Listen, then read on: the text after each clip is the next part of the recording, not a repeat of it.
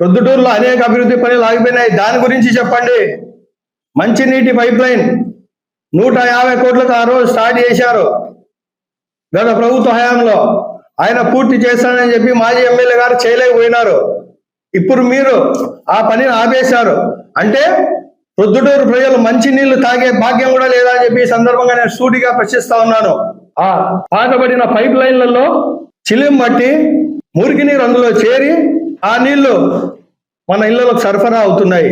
ప్రతిరోజు దాదాపుగా ప్రతిరోజు ఎక్కడో ఒకట ఇలాంటి సమస్యలు జరుగుతూనే ఉన్నాయి. ఏదో ఒక వీధిలో ప్రొద్దుటూరు నియోజకవర్గంలో అన్ని పైపులన్నీ చిలిం పట్టిపోయినాయి.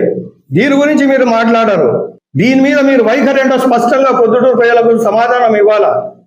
ఇది నా కోసం కాదు, విచారించుకోండి. కావాలంటే ఎంతమంది ఎన్ని సమస్యల మీద గుంతలు తీసి ఆ పైప్ లైన్ సరి చేస్తా ఉన్నారో మీరు చూడాల్సిన అవసరం ఎంతైనా ఉంది. దీని గురించి చెప్పండి మీ వైఖరేంటో. ప్రొద్దుటూరు ఎమ్మెల్యే నింద్యాల వరదరాజ రెడ్డి గారిని సూటిగా ప్రశ్నిస్తా ఉన్నాను. ఈ నీటి పైప్ లైన్, నూతన నీటి పైప్ లైన్ ప్రొద్దుటూరుకు అవసరమా లేదా? దీని మీద మీ వైఖరేంటో చెప్పండి.